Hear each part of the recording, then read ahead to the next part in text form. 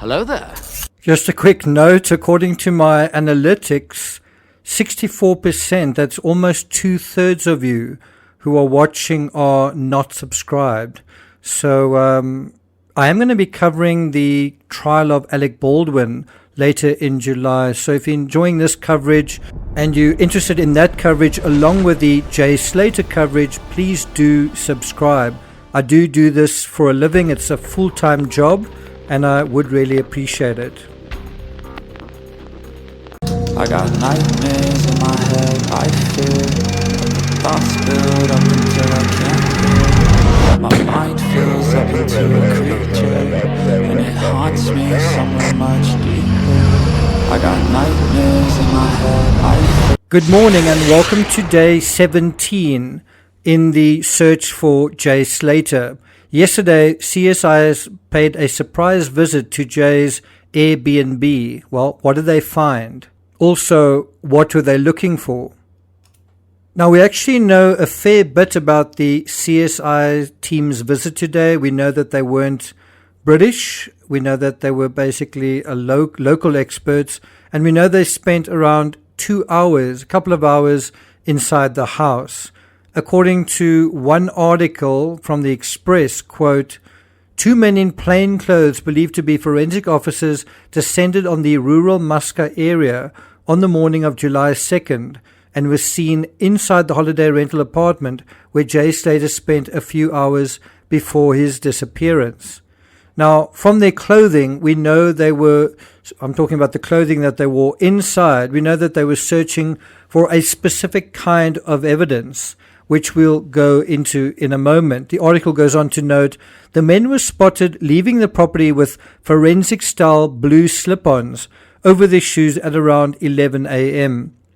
Now, I can't help thinking about the villa in Perugia in Italy, and just all those people inside that house dressed almost like spacemen, basically just kind of these suits, booties and so on, and all of that is obviously to prevent contamination.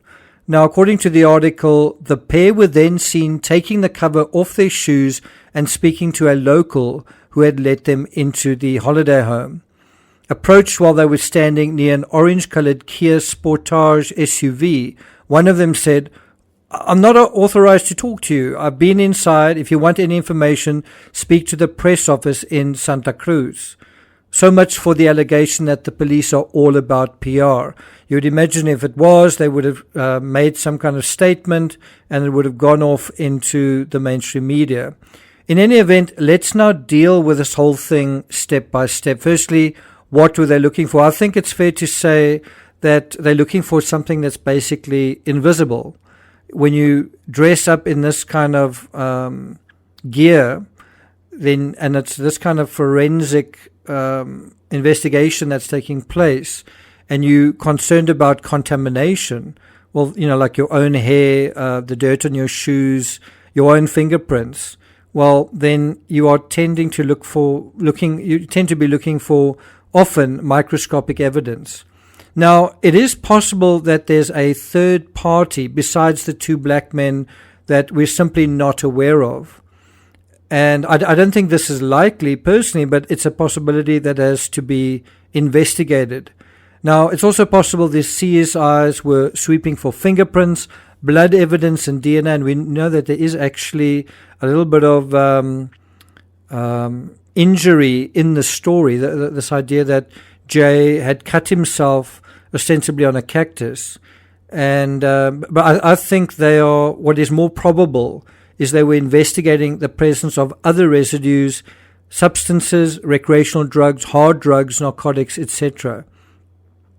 Now, it's hard to imagine Jay went to Muscat without some recreational substance being part of it, and this substance may have a bearing on his cognition and even his confidence after he left the villa perched on the cliff edge. And so the next question is, what did they find? Well, I think probably nothing. Is the Airbnb in Muscat a crime scene? Because that's a question I'm posing to you guys. So before I deal with it, let's hear what you think in the comments.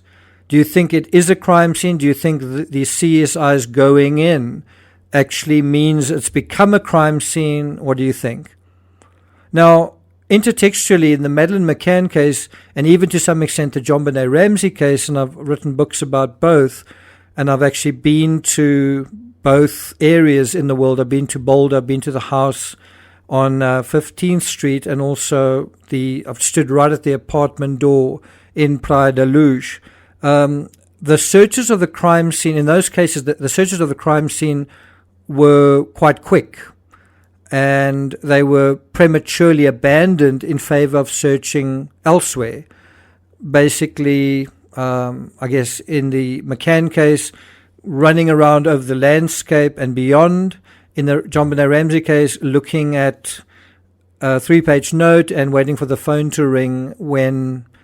Anyway, it turned out in both cases that the best evidence had been right there all along, under the noses of the investigators. In apartment 5, it turned out to be under the noses of the dogs, certain arguably critical evidence all the time. Now, is that the same in this case? Should all the searches be kind of gravitating to the Airbnb? Well, there was a team of 2, which is not really kind of a big operation.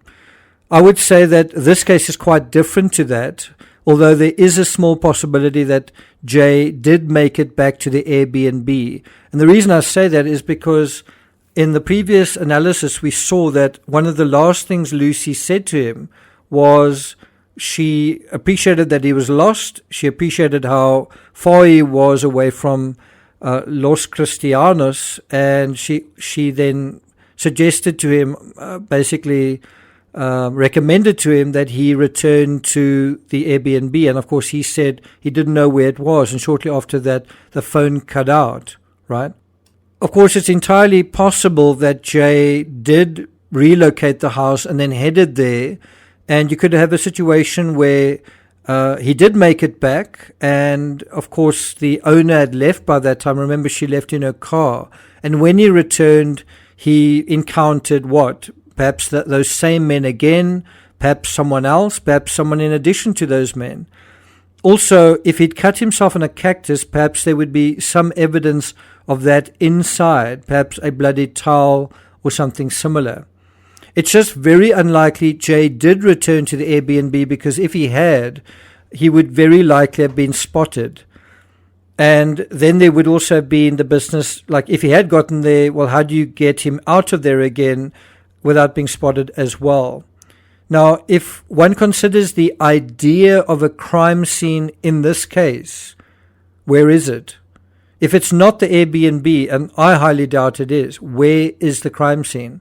What is the crime and where's the crime scene? In our next analysis, we'll look at a scenario of a Brit who went missing in similar circumstances, also in a foreign country, and see how it stacks up to this case. Thank you for listening. I hope you have a wonderful day, and I'll see you guys next time.